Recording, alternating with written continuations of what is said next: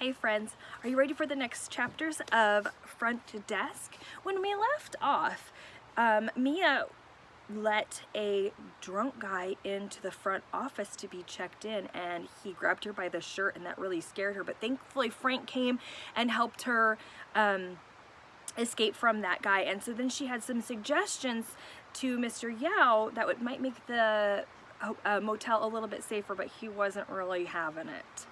All right, let's find out what happens next. Chapter 14. What's wrong? Lupe asked me at recess the next day. All day I've been walking around with this humongous cloud over my head.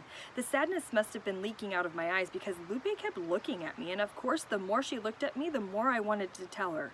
But how? How could I say to her a drunk guy grabbed me, clutched a fistful of my shirt, and screamed into my face that the man I was working for didn't think my life was worth $25 per square foot? How could I tell Lupe all that? Oh, come on, it can't be that bad, she said, which didn't make me feel better at all. It only made me mad because really she had no idea what she was talking about. As much as I liked Lupe, she was in a different world. Her and her perfect parents and her perfect dogs, it just wasn't fair. I stood up. I'm sorry, I just need to be alone right now, I told her, and I walked away. I wandered down the hallway and ended up in the empty auditorium. There was a piano in the front, so I went and sat down on its bench. Back in China, I used to play a little with my cousins because a friend of my aunt was a teacher and gave us free lessons on Sundays. I had learned Beethoven, Bach, and some simple Mozart. Of course, I hadn't touched a piano since I'd come over here. Gently, I lifted the cover. To my surprise, it wasn't locked. With a trembling finger, I pressed down on the middle C. I closed my eyes, feeling the note. Oh, C, how I've missed you. I picked up my other hand and ran my fingers up and down the familiar black and white keys. Slowly, I began playing Feliz. I thought I might have forgotten it. It had been 2 long years, but I still remembered it.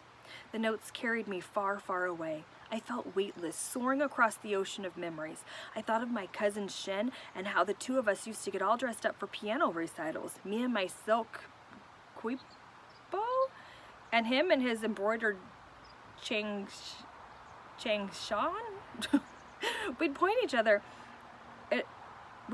each other in our old-fashioned Chinese outfits and giggle, even though deep down we were both so proud to be wearing them. Then, as the curtain rose, we'd mouth, "You can do it," to each other. As a fury of excitement, we stepped onto the stage. Closing my eyes, I could almost see Shin. My fingertips could almost touch him. When I got to the dramatic section, fear poked in. This was the part I used to always mess up on. Why put a scary part in the middle of a beautiful piece? I remember asking my piano teacher. Because life is scary sometimes, little one, he had said. I was only 5 at the time, and I didn't quite understand. Now, when I played the dramatic section, my chin quivered.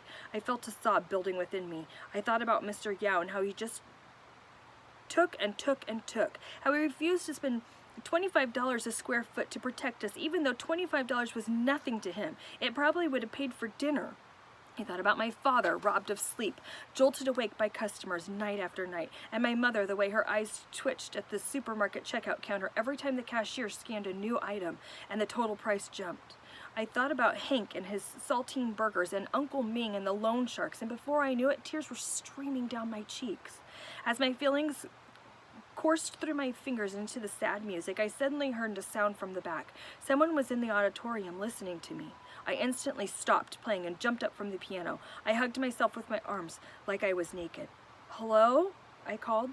The small figure made its way over to me. When I saw who it was, my stomach lurched.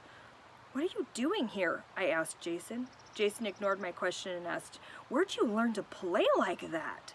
"I had a teacher in China," I said. "What do you care?" "You learned to play like that in China?" he repeated. There was a more flash of surprise in his eyes. I nodded. "But my father said there's nothing in China except for piles of dirt and trash," he said. "Your father's a liar," I said angrily. A typhoon ripped through me. My hands balled into fists, prepping for battle. "He said that you guys like to sit around and spit on the floor." "That's absurd," I exclaimed. "Is it true none of you had money?" he asked. That was unfortunately true. My parents came to America with only $200 in their pocket. "How'd you learn to play piano if you had no money?" Jason asked. For some reason, this infuriated me. Why can't I learn piano? I asked him. Why do you think that only rich people get to do stuff? Jason's face turned bright red. I just meant poor people can do stuff too, I shouted as I slammed the piano cover and walked away. Chapter 15. Honey, we've been thinking, my dad said when I got home from school that day. I was still mad about my conversation with Jason. Maybe it's not such a good idea that you watch the front desk. Clearly, it's dangerous, my mom said, after what happened. No, I said firmly, that's not the solution. And besides, who's going to watch it if I don't? I will, my mother said. I shook my head. Dad can't clean all the rooms by himself. He was barely managing as it was, even with my mom, and they still wouldn't let me anywhere near the maid cart because of the chemicals. Every day, the two of them cleaned until well past sunset. They had both lost so much weight. They consistently had sweat stains on their shirts and smelled of Clorox. I can manage by myself, my dad insisted. No, you can't, I turned to my mom. Sorry, Mom, I'm not giving you my job. The front desk was my chocolate notebook, and I'm not letting it get away. No way. I plopped down at the front desk stool and gazed at the wallpaper on the spot that the security camera was supposed to go. Why can't we just tell him he has to get us some cameras, or else? I asked my parents. Because he knows there's no or else, my dad said softly. I bit my lip. It's just not fair, I said. So my mother sighed. She walked over and put her hand on my shoulder. We're immigrants, she said. Our lives are never fair. My dad nodded. We have to try, he said. We have to try and accept our fate. My parents are always going on about fate. Sometimes I wondered if this fate thing was just something adults make up to make themselves feel better, like the tooth fairy. And really, it's not so bad, my dad said, his face brightening. We have a roof over our heads and we have each other. That's right, my mom said. It could be a lot worse. Look at me. My dad added he didn't mention the loan sharks, but he didn't need to. We were all thinking it. My parents let me keep my job, but only after I told them I would make a sign saying security camera installed, but I put it in the front office. Even though we didn't have a security camera, people could think that we had a camera. Billy Bob, one of the weeklies, came to the front office. He pointed at the sign and asked, "Where's the new security camera?" I looked down at my hands. There isn't one, I admitted. I told him about Mr. Yao and how he rejected all my ideas because they were too expensive. Billy Bob sighed. I'm sorry to hear that, he said, but you know what? Come here, let me show you something. I followed him out to the parking lot. The two of us stood in front of Billy Bob's old blue station wagon. See that sticker on my car? Billy Bob asked, pointing to the shiny sticker on the driver's side window. I squinted at the words. It said, "Don't touch, alarm system installed." Billy Bob leaned over, cupped his hand, and whispered into my ear, "There's no alarm system." I smiled. Later that day, a small hatchback pulled up beside Billy Bob's station wagon. A Chinese guy came bouncing out of it, running up to my dad and shaking his hand furiously. He told him he was a friend of Uncle Ming's and asked if he could stay here for the night. Any friend of Uncle Ming's is a friend of mine, my dad smiled. That night, my mom prepared dinner. Uncle Lee stood next to her, beaming, and at the sweet and sour pork, rubbing his hands while the wok sizzled. I haven't even tasted it, and I know it's delicious, he praised my mother, who blushed with pride. Thanks, my mom said. You don't know what it's been like for me these last few months, Uncle Lee said. He told us that he and Ming worked together in the kitchen of the burger place. All day we'd make these juicy burgers for the customers. You know, the kind with real thick beef. My stomach nodded. That's why I took the job, for the burgers. But for lunch, you know what the boss would give us? A sandwich of 2 slices of white bread and some mayonnaise. The whole thing was white. No meat? My dad asked. No meat. No lettuce? My mom asked, popping a spring roll into her mouth as she sat down. How about some tomato? I asked. Nope, just white on white on white, day after day after day. White on white on white? That's not a sandwich, that's an envelope. My father shook his head at his new friend's misfortune. So you know what I did? The man asked, leaning in as if he'd let us in on a secret. What? Every day I made a delicious hamburger and wrapped it up carefully. I put it in a bag and then I threw it in the trash, he said. Then every day after work, I'd go find it. You what? My mother dropped her chopsticks. Everyone stopped eating. It wasn't always easy, let me tell you. Some days my body was completely inside the dumpster and all you'd see were these 2 little legs kicking out in the air. But I always managed to find my burger in the end, he said triumphantly. My eyes slid over to the trash can in the kitchen, overflowing with potato peels and eggshells. I pictured 2 little legs sticking out. Did anyone ever see you?" I asked. He shrugged. "Like, so what if they did?" I marveled the guy at his bravery.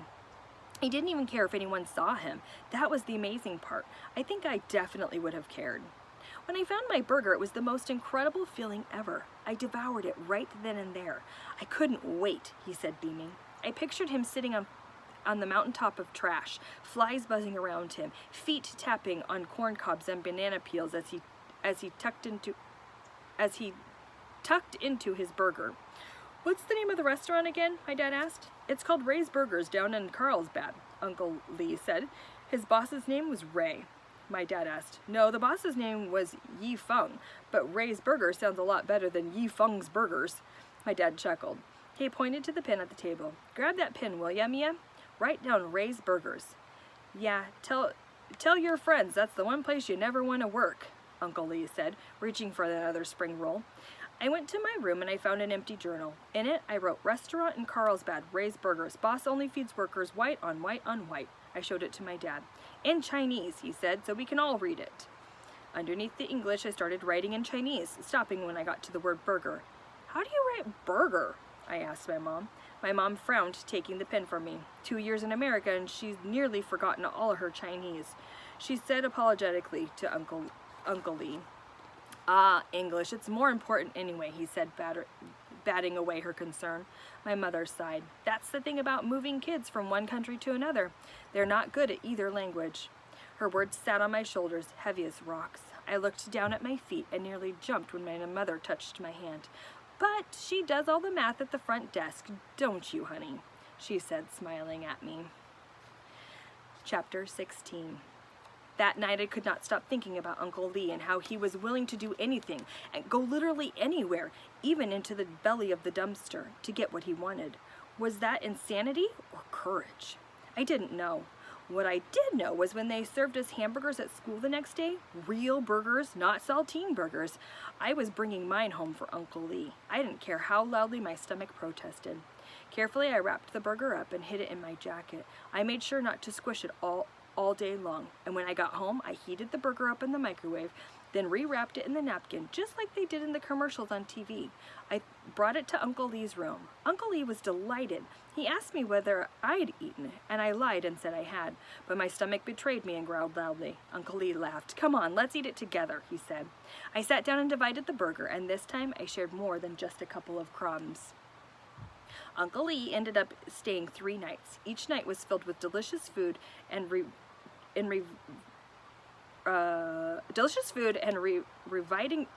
stories about customers and the things like their weird sauce requests. One guy insisted on burgers with ketchup and jam.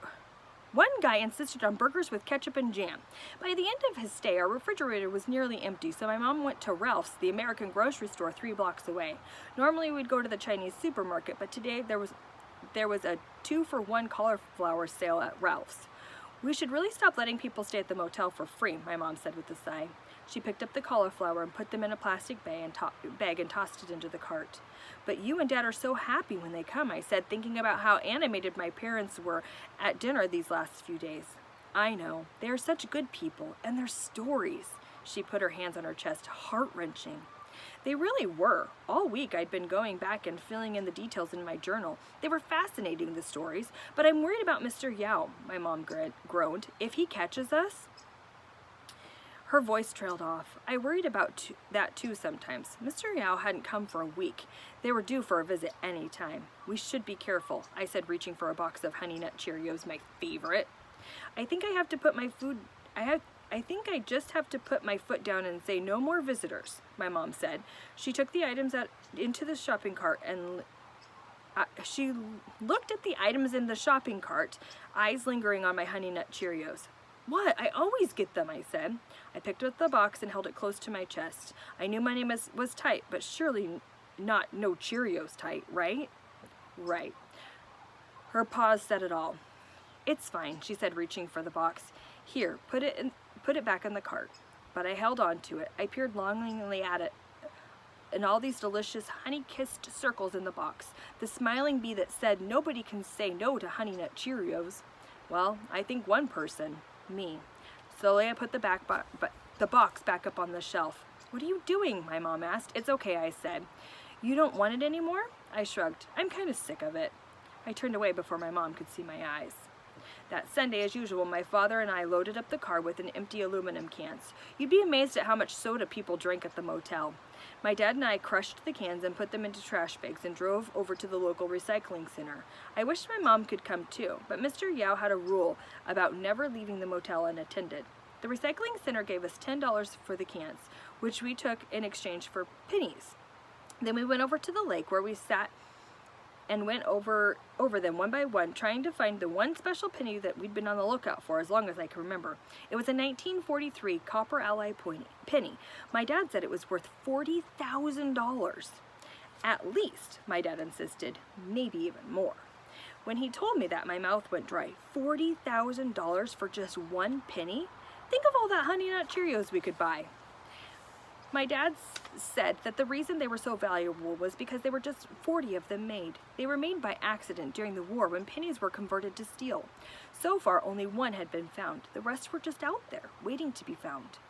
We didn't find the 1943 that day. We did find an 1984 double die that my dad said was worth $30. A double die is when they accidentally print the words twice on the coin. Anytime that kind of mistake happens, the coin's automatically worth a lot more. I tilted my head to one side. "What is automatically worth more?" I asked my dad. He didn't respond right away, so I added the 1984 double die to our collection of valuable pennies. We had about 17 pennies in the bag from our searching over all the years. Altogether, it was worth about $300. My dad was enormously proud of them. He never once suggested we cash these pennies. They were his babies. "Why are their mistakes worth more, Dad?" "That's a great question," he asked. He put his coins down and turned to me. The fact that a penny can be worth 400,000 more times, or 400,000 more because of a mistake, what does that tell you? I shook my head. "It means a mistake isn't always a mistake," he said. "Sometimes a mistake is actually an opportunity, but we just can't see it right then and there. Do you know what I mean?" He gazed into the distance. "Like coming from his country, for instance," he said. My dad shook his head and chuckled. I thought it was going to be very different." I closed my eyes, thinking of the plane ride over. My dad had given me a hand squeeze and asked, "Are you excited?" I nodded, even though I was more scared than excited. But he wasn't. He was just excited. As we flew across the Pacific, he and my mom had talked a mile a minute, making plans and setting goals. My mother asked if he thought we could see the Statue of Liberty. "Sure, that'll be the first place we go for a vacation. New York City," my dad said. "We'll stay in a nice hotel, get dinner in a nice restaurant." "You really think we can do all that?" my mom asked. "I know we can," my dad said, beaming. I looked at my father now, 2 years later. He had grays in his hair, and creases in his forehead had become ditches. Would you still have come?" I asked him softly. "If you knew?" He looked up at me. In a heartbeat, he said, "You know why?" I shook my head. "Because of you. You're my special penny, Mia," he said, touching my nose. "You know that?" I smiled, just sitting next to my dad by the beautiful lake. It made me so happy. I decided that right then and there, it didn't even matter if we found the 1943, but it would be nice if we did. All right, friends, that's it for today. Until next time.